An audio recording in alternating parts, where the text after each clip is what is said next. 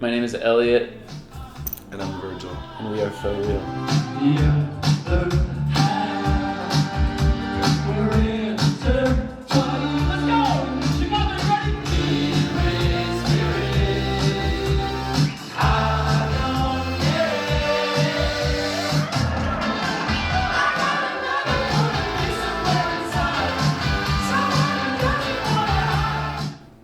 Feeling great. Very excited to be here, in this mythical venue, Shuba's. I've been seeing this venue name on tour posters for years. Yeah, exactly. It's one of those, I'm like, this is the spot.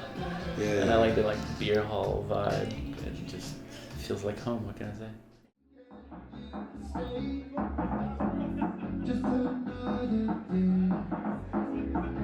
I think a big part of the project's aesthetics initially came from necessity.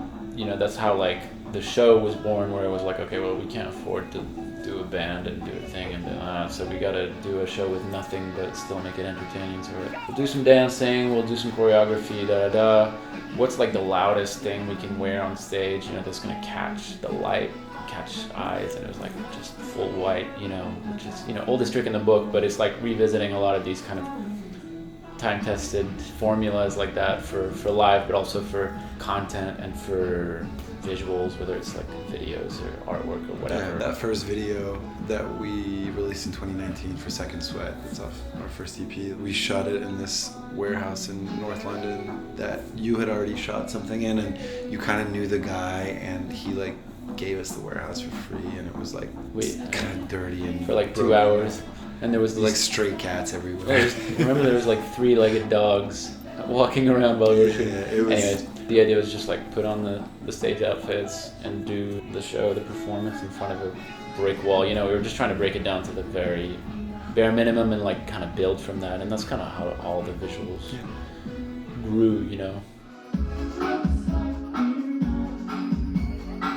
They say your first record, you're writing it your whole life until it starts, and then the second record is you've got a few years to write it. But I guess we started this project about 5 years ago now, put out an EP pretty early on, and then ever since then we've kind of been writing and recording with the idea that we were going to put a long form piece of work out, but it only really coalesced and crystallized pretty close to the release date. So for a few years we were just kind of experimenting, playing a lot of shows, letting that inform what we were doing in the studio, because we realized pretty quickly that we didn't want to do a full band formula, so naturally we gravitated towards stuff that was more electronic, which went well with the fact that we were kind of moving around a lot and trying to figure out where we were going to live for a while. And so all of that kind of went into the process.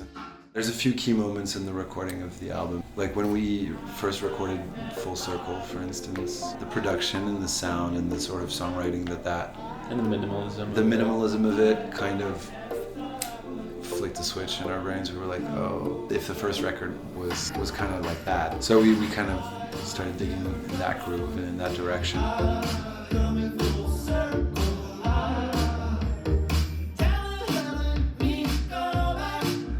Full Circle just had this thing that really resonated.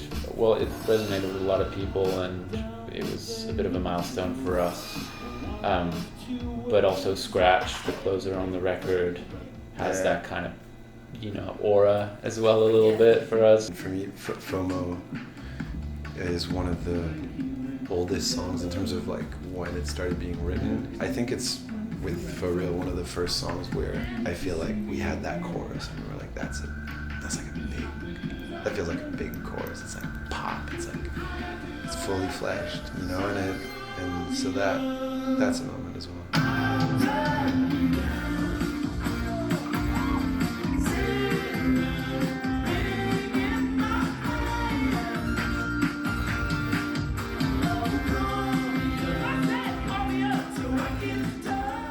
I don't know if it's that cryptic, but that song Scratch, the closer on the record. It's about making things from scratch, this whole DIY ethos and the creative process, and also knowing when to stop and knowing when to call it. And it almost started like many of our things. It's like a bit of an inside joke at first, or like a phrase that we keep on repeating. Like the phrase in question was like, "Oh, that's made up." And you look at something and be like, "That's totally made up," and then have a laugh about it. And it kind of made its way into like our psyche when we were writing, and I guess.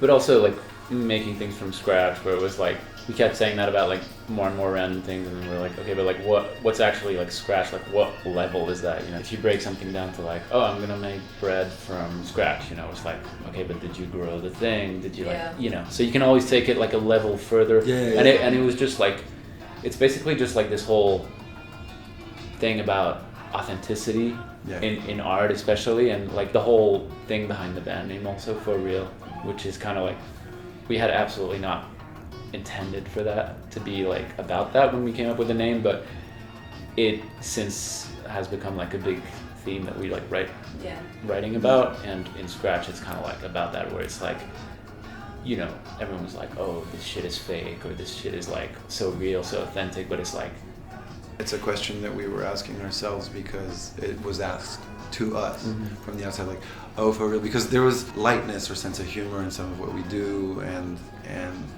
you know, in the videos and in our performance and stuff, but it's also very sincere, you know. I think we've been also trying to explain to others, to ourselves, like how something can be funny in second degree but also be sincere and come from the heart and authentic, and that's, you know, where does Scratch begin?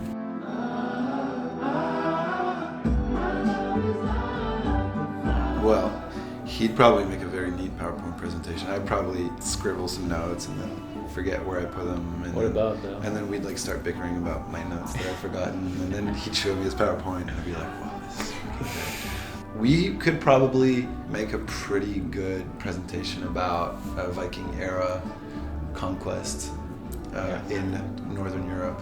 Yeah.